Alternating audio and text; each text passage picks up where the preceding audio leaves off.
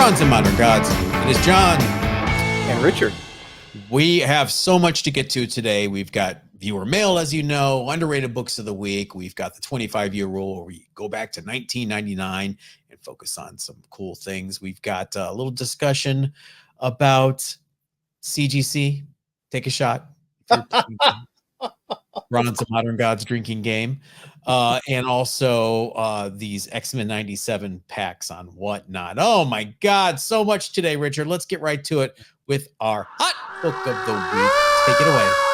Yeah, it's hard to beat this one. Fantastic Four #1, Marvel Comics 1961. This is the official start of the Marvel Age of Comics. Not sure if we need to tell you it's also the first appearance of the Fantastic Four. The real news is a CGC 9.6 went up for auction at Heritage in the auction that just ended ended late last week. Mm-hmm. And the 9.6 brought in a staggering $2,040,000. Now, plaster onto that seller's fees and buyer's fees, and you got yourself a nice big round chunk of money. You seen the actual 9.6 slab on Heritage? I haven't seen it yet. No, I have. It's interesting. It's an older label. So that tells me this book's been floating around for a few years in that slab. And I wonder if it's been held in a private collection all this time, because it's not, it doesn't appear to be, I may be wrong. You guys tell me. It doesn't appear to be a recent press and flip from a lower grade copy or something like that. Take a look at the full size image on Heritage, and you'll see it's actually a 9.6. Really? Do you think? I think so. If you crack it and press it, you could squeeze a 9.8 out? No, I think it's a 9.6. I think the grade is, for once in the recent history, accurate. I think, well, again, it's an older label, so is when they were grading more accurately. I think it's a beauty. Mm-hmm. Yeah, so hard to get this book in that high of a grade. Any book from this era, really, it's just really tough because kids read these books. They were not collector's items back then. They were comic books stuffed in a box under the bed. I just wonder who had it and kept it. It wasn't a file copy or something. Have you ever owned a Fantastic Four #1? I've had the reprint. Yeah. But I've never owned the original. No. Me neither. I've had the opportunity like 25, 30 years ago, a couple of times where I was debating it, and I went for an Avengers 4 or,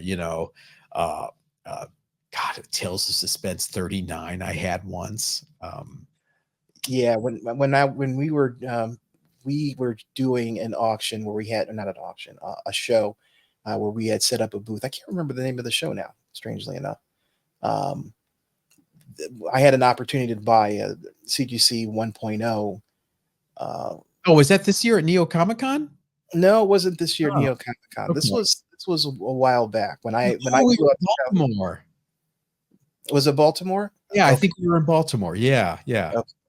I had the money, and I was seriously considering it, and I finally passed because I didn't. It was a significant amount of money, even for a 1.0. That's the thing about this book. You're never going to find it cheap, but finding a market correct priced one was pretty tempting.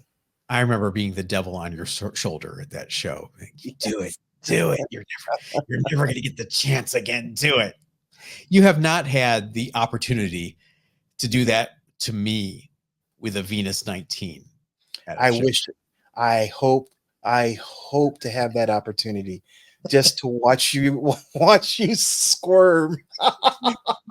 Speaking of squirming and feeling uncomfortable, CGC issued a statement last week about Banana Gate. If you're not familiar, that is the issue of the warped inner wells bending modern books into kind of a banana shape. Here's what CGC said. I'm going to put it up on the screen too.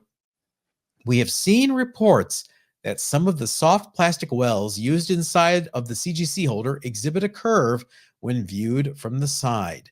After learning of this, we conducted an extensive review and found that the smallest well size, which is used for the thinnest comic books, is more pliable than other wells and in some cases will exhibit a slight curve. Importantly, the curve does not cause any damage to the comic book and it does not affect the grade in any way. Side eye. Side eye. The angle of the bend required to create a stress line simply cannot be done within the CGC holder. In addition, very high-grade comic books can still exhibit minimal stress lines according to CGC's official grading standards. There, cover your ass. We do not consider this slight curve to be a mechanical error that requires reholdering. Still, we are always listening and want to serve our customers the best way we can. We have found that our next target well size does not exhibit this slight curve and have started to use that well in lieu of our smallest size. We appreciate all the feedback from our community. We are grateful to the hobby's first choice for grading for nearly 25 years. Many of us are collectors too, and we care deeply about the services that we provide. If you have any comments, questions, or concerns, please write us or call and text us. All right. Shall I begin breaking this down or shall you? You go right ahead. Let me paraphrase. Our wells cause a slight bend. It does not damage your books despite the millions of pictures you've sent us. Not millions. You know, I'm exaggerating. Yes. Paraphrasing. Significant number. Slightly exaggerating. But we're going to switch what we're doing anyway, even though we don't think it causes any problems. Sorry, squeeze me. Baking powder. What? I don't understand why they don't own it. It's this classic damage control. It doesn't really matter what they think. It's what the market thinks. It's what their clientele thinks. And if the clientele feels that there's an issue with these inner wells, they better damn well address it, or they're going to lose those clients. It's as simple as that. And the sooner they come to that realization and actually own this issue, the better it's going to be for CGC. You're in corporate America. Do you think they really would / should admit it fully? I don't. This straight up denial of the issue isn't helping. It's kind of a backdoor denial, though. They're saying we don't think it causes any problems, but we care about you. Email us or text us. Right. I mean, at least acknowledge that their clientele sees a problem and address it, if at the least on a case-by-case basis. To issue this blanket statement saying that no books have been affected by it is, I think, not serving the community at the way it should be. They don't really say that. They're saying if it happens, it's well within the acceptable range of spine ticks, which is messed up if you think about it. It's like, you may have sent us a completely perfect book, but if the banana bend caused minor spine ticks and we gave it a 9.8, a 9.8 can accept 1 or 2 spine ticks. But what if it was on the cusp of a 9.6, 9.8? Yeah, that's what I'm saying. Yeah. It's messed up. It's a messed up statement. Now that they have found, isolated / quote, corrected the issue, are you sending anything in? Oh, no. No. That's a hard no. Nope. If anything, I'll send stuff to CBCS. I think my days of sending stuff to CGC, unless I do it specifically for the purpose of flipping. All my PC stuff is going to CBCS or maybe PSA in the future. We'll have to wait and see. I've been a PC CBCS guy for almost a year now, and I'm not just saying that. Look at my Instagram. You'll see my yellow claws and everything that are in CBCS slabs now. I don't know if I will stop submitting to CGC for flipping purposes, just like you said. If I find I have no love for an ASM 298, but I'll sell it for a lot more in a CGC slab than I will sell it for raw. I don't know. I'm conflicted. I can't even bring myself to send and flip stuff though, because I don't want it to be bent. Yeah, and I think that's what they're fighting against, is that negative perception of the quality of their product. You can't let that stew and fester. You've got to dig that out and let it heal. And I don't think that this statement is doing that for the community. Speaking of stewing and festering, have you heard from Whatnot lately? What a pot of stewing, festering stuff. I don't is it a bad thing to tell everyone that they approached us years ago to be sellers on Whatnot and we turned them down? Yeah, it's just not it's not the way that we look at the hobby. Let's just No. put it that way. It's valid for other people, but not for us. What we're talking about are these new Whatnot exclusives. They are called X-Men 97 comic packs. And what it is basically like a giant trading card pack, a sealed foil pack. And instead of trading cards inside this giant foil pack, you have comic books, and they're all variants of X-Men 97 issue 1. I guess there's so many variants that there's enough to have an assortment. And what it is you're chasing not really the variants, you're chasing randomly inserted foil covers. Those are the ones that are getting money on eBay right now. Some of those packs were selling for $250 on eBay in this last week, which is crazy. We've learned nothing from the 1990s. We've learned nothing. Nothing. I'm going to tell you guys something I saw on Reddit. I believe it. This is one of the things on the internet I read that I choose to believe with zero evidence that you can weigh these packs. And the ones with the foil cover inside weigh more than the ones without. So if you're a Whatnot reseller and you got the opportunity to buy these from Whatnot directly to sell on your streams, what are you doing?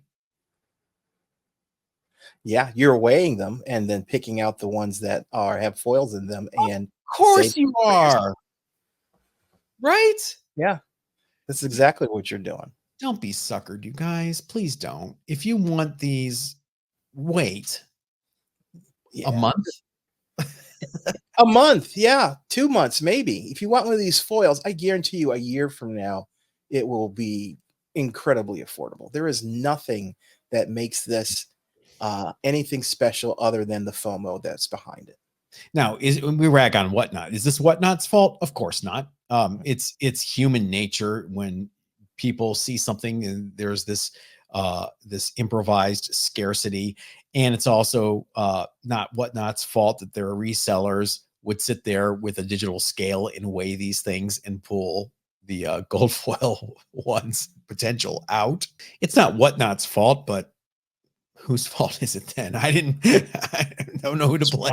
Oh, this reminds me back in the day when you were magic cards. You could take a pack of magic cards, with and hold it up to the light, and you could slide up the rare card, which was always the last card in the pack, and you could see what the rare card is without opening the pack.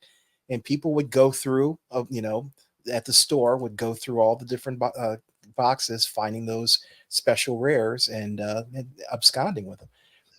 It's the same concept here. You find the ones that have the rare, and then you put those aside and you sell everything else. So let's go back to 1993.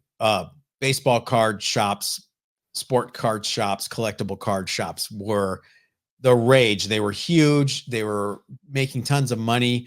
It was all based on speculation and false rarity, and they blew up their market, and then they turned their gaze towards comic books and did the same thing to the comic book market in 94. Here we are again. God bless you, card collectors. Can you go away and do something else, please? Can you leave us alone? Go to the sneakers. Sneakers guys want to talk to you. Go to video games. Go collect VHS. Go collect sealed VHS tapes. Something like that. Cassettes. People are collecting cassettes now, Richard. Oh, jeez. Can you believe that? No, I can't actually. VHS, I could almost. Cassettes. Yeah, the fidelity. I used to love the Capitol Records cassettes, like Duran Duran or Missing Persons, because they had that XDR noise reduction, and it would start with the doo doo doo doo doo before the music. Yeah. Every cassette I ever owned, I listened to in my car, automatically was warped by the heat. Yeah, cassettes. Cassettes. God bless vinyl and CDs. Yes. And here we are at the show and tell screen. Richard, it is Daredevil 190. Oh, okay. Do you remember this issue in I do particular?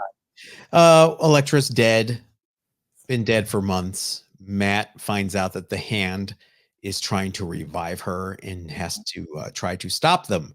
Or does he? Does he want to stop them? Does he truly want to succeed here? And no spoilers, but obviously the revival worked. She's been around, but her costume turns white. Yeah. Yeah. I love the original Elektra saga. Mhm. I think I do remember her being resurrected, but I don't remember the storyline after that. Well, yeah, this Frank Miller and Klaus Janson stayed a little too late to the party. They stayed on for a few more issues after this. Truly unmemorable. This should have been the capper. You know, it would have been. It's still a legendary run, but it would have been très légendaire. What is your first name? I speak. I speak Many- Frenchy. Me Frenchy. All right, this book is an example of a book I don't like. How's that? Oh, good. Yes, yeah. This is Lucifer's Hammer. Innovation. Yeah, First of innovation. all, let's all take a moment. Sorry, podcast listeners. Let's all take a moment to take that incredibly legible logo in. Yes, it is not.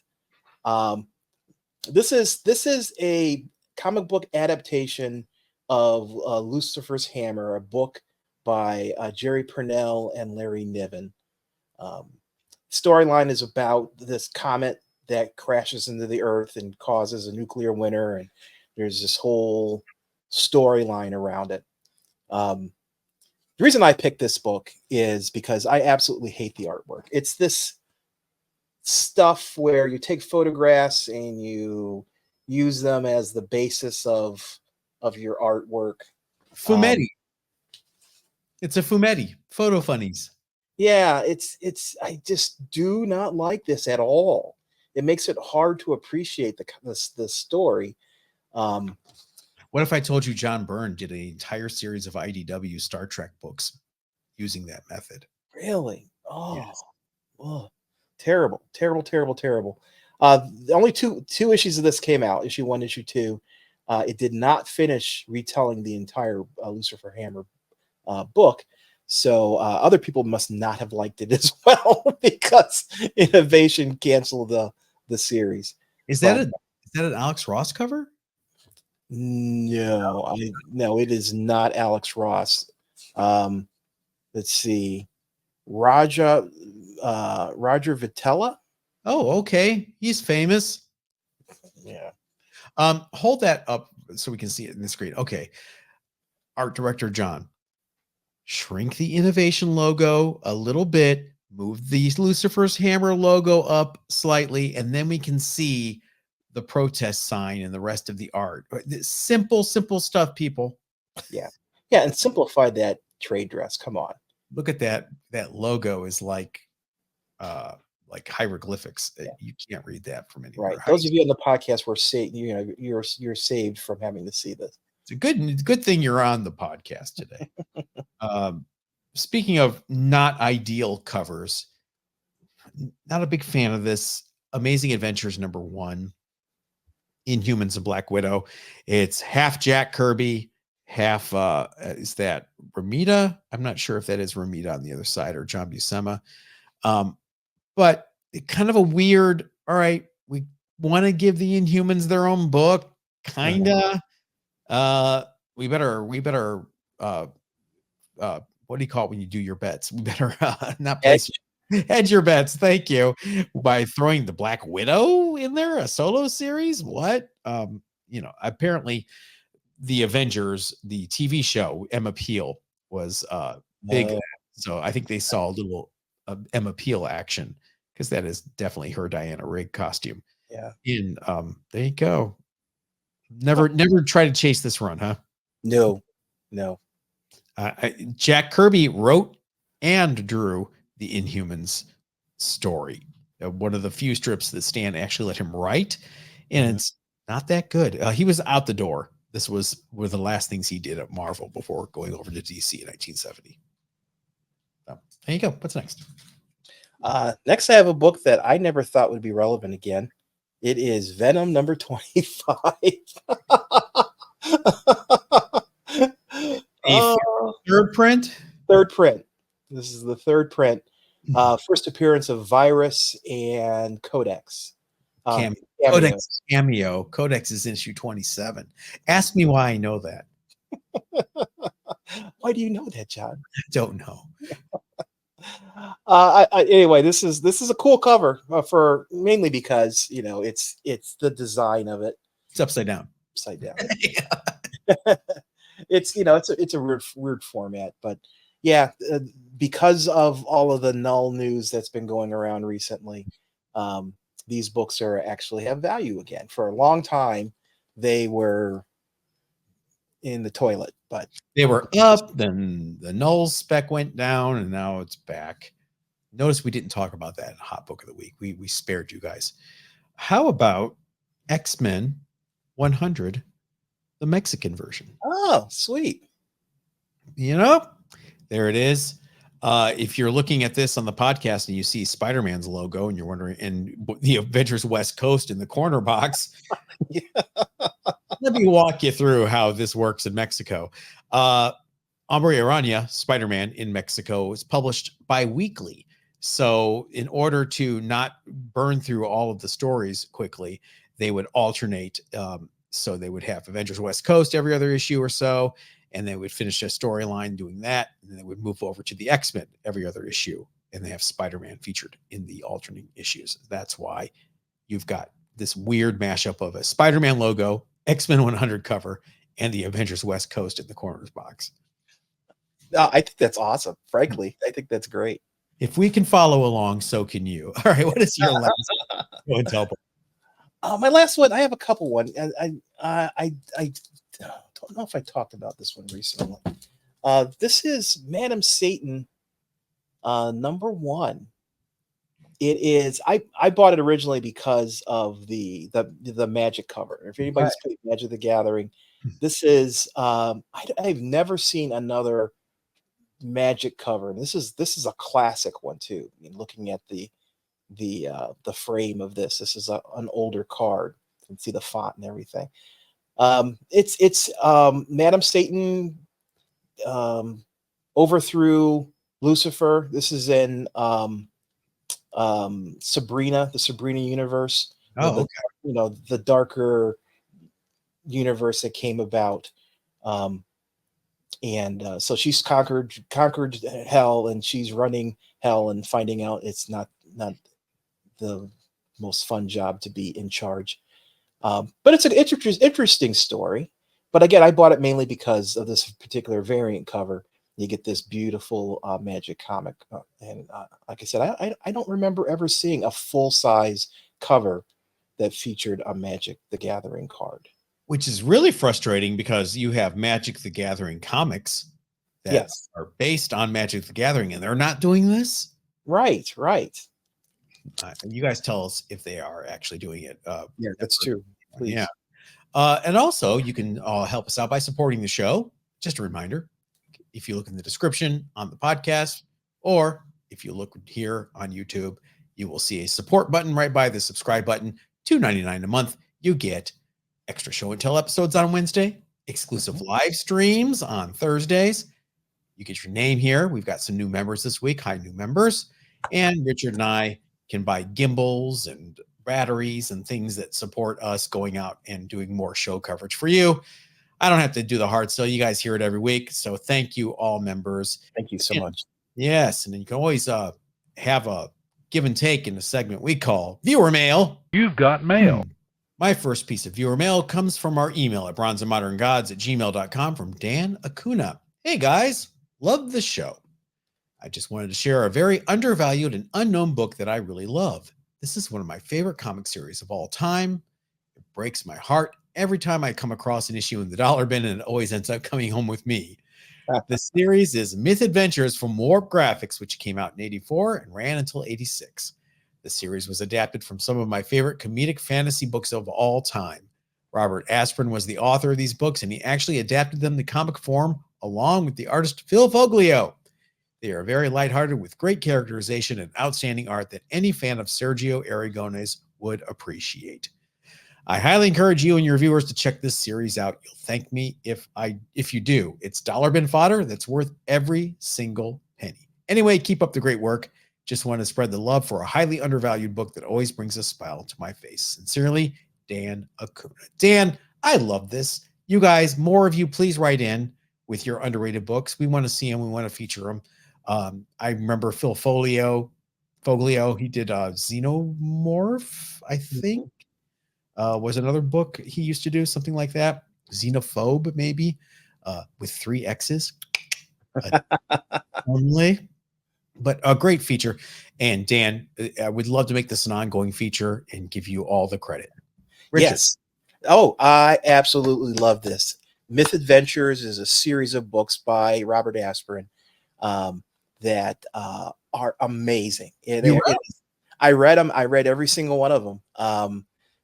It's all about this apprentice, basically, and his demon friend. And they go on a variety of myth adventures. All the books start with the titles are myth, like myth, start with myth. And they are just great stories, great adventures. When I read them back, I was in my probably early teens, mid-teens, and I absolutely devoured them. Phil Foglio is the perfect artist to go along with these. I had an opportunity at STCC to talk to him, and I completely chickened out. And by the time I went back, he was gone. So I really am sad that I didn't get a chance to talk to him. But yeah, if you like Sergio Aragonés, or if you like a lighter story, it is great for kids, young adults. I think they would really enjoy the stories. Dragon Poker is one of my favorite things that came out of it. It's just a really great series of books. So have an opportunity. I absolutely recommend reading the books. The comics, I didn't even know the comics existed. So this is definitely something I'm going to check out because I'm such a big fan of the books themselves. Excellent. What is your first piece of viewer mail? My first piece is from Evan, our friend Evan Nave. We're talking about my love for EC comics. Richard's love for EC is ironic considering his hatred for horror films and TV shows. You're absolutely right. I cannot watch horror movies. I cannot watch TV shows because I have such a vivid imagination that I have nightmares. And trust me, my wife does not like me waking up in the middle of the night screaming at the top of my lungs, which has happened more than once. So I do not like movies, but horror comics are a completely different thing. I enjoy that aspect of danger and darkness in comics. Maybe it's because I can put them down and I can, and they're not as expressive as moving images. I don't know what it is, but I can read horror comics, a good old dismemberment comic with no problem. Well, if it was on a TV show, I would have a hard time. So yeah, Evan knows me too well. Well, it's not the first time we've been hypocrites on this show, and not the last. My next piece of viewer mail comes from our email at bronzeandmoderngods@gmail.com from our buddy Shrews Clues. I was recently in the Fantagraphics store here in Seattle and was extremely surprised at the price tag on the Comics Journal issue as well. Yes, the book is roughly 300 pages and really well put together, but I really think they should have went the same route as Tomorrow's Press did with Alter Ego magazine.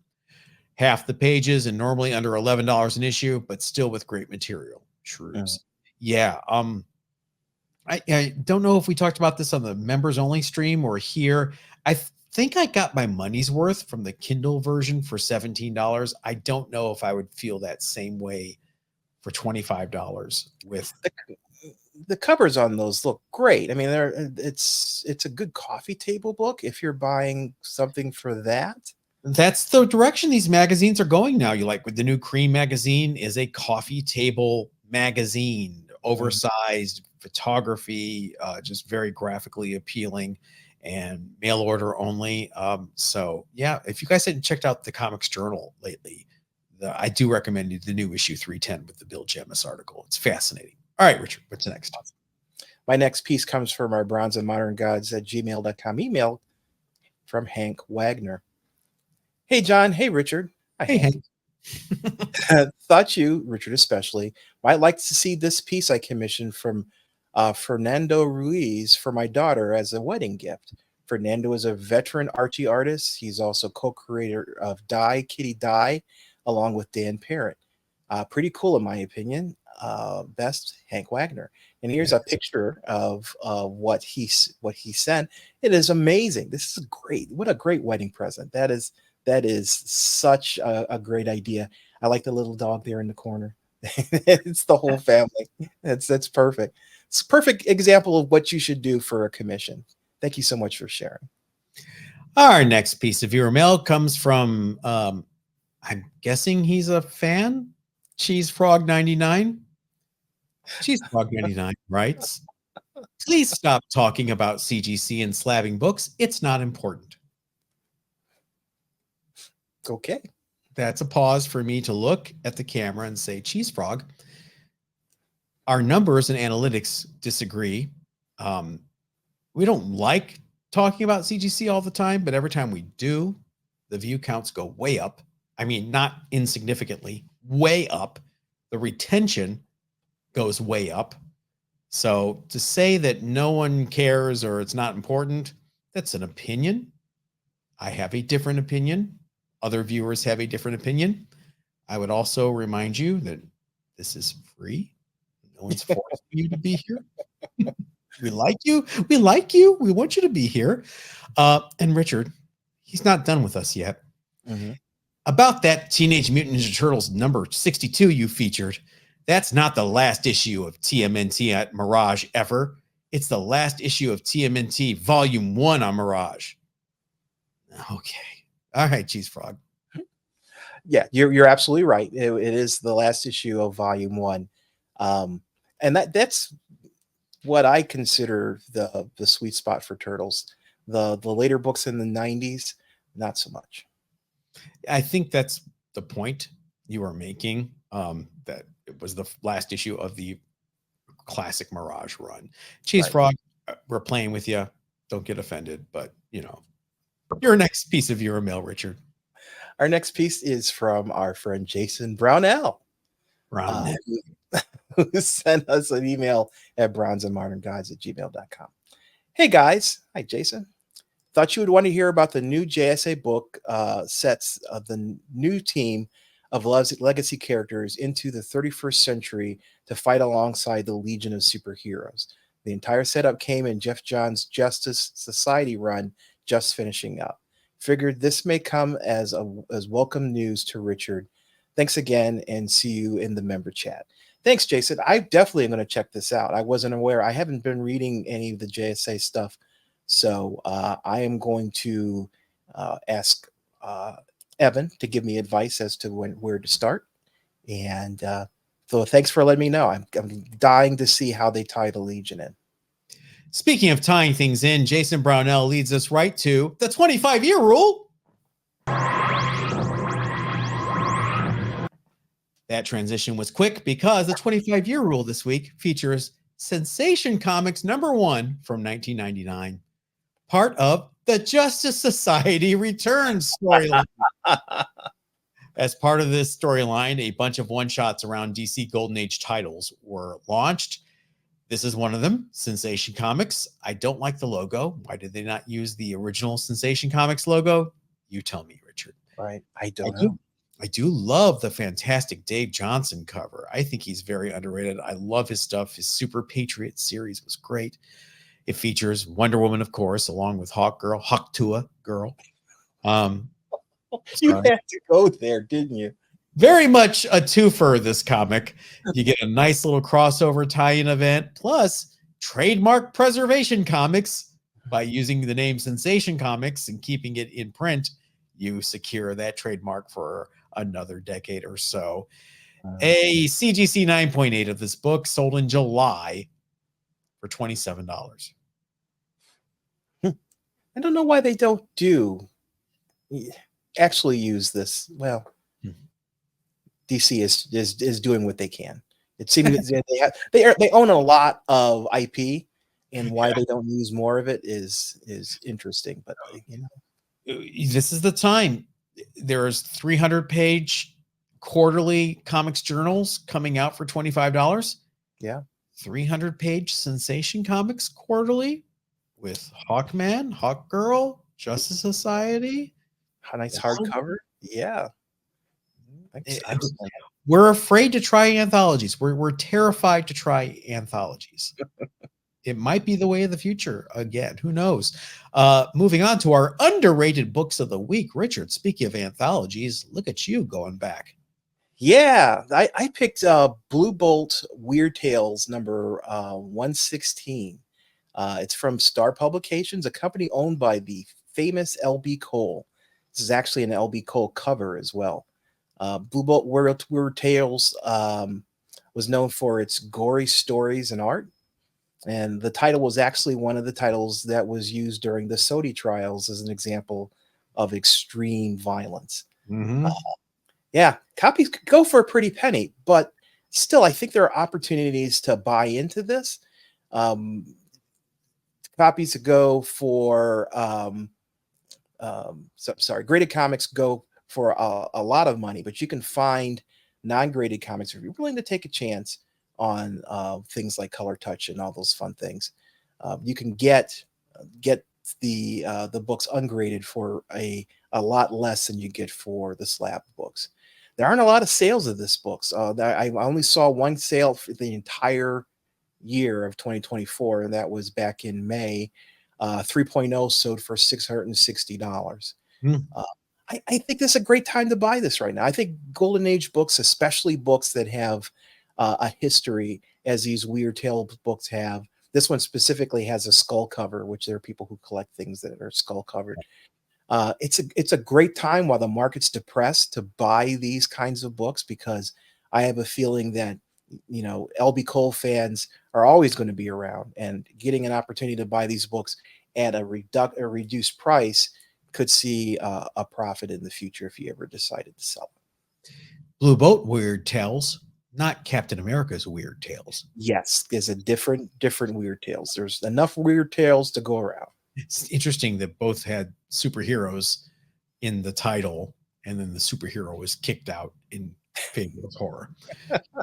That Martin Goodman never wanted to pass up a ripping off another publisher. I think I featured this in Show and Tell a while ago, but I'm going to feature it as an underrated book of the week because it is GI Combat number 83. And it's real simple why I think this is underrated. Look at that cover. Yeah, that is, these GI Combat covers can just convey so much emotion in just a single image. It's just really, really impressive. This is a should-be classic Jerry Grandinetti greytone cover. You've also got some Joe Kubert and Ross Andrew art inside. You can get, this is why it's underrated, get a solid mid-grade copy for around $40 to $60. I got this with Richard in San Diego for $40, which is crazy. The most recent higher grade slab sale was for a CGC 7.0 in July of 2022 at the height of the comic boom for $422. Come on.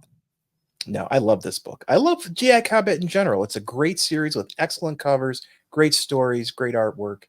Definitely something people should pick up if they see them. Agreed. And another Monday flies by, Richard. Well, we will see everybody. Members, we'll see you Wednesday and Thursday for the live stream. Everyone else, we will catch you next week. Yep, everybody, stay safe.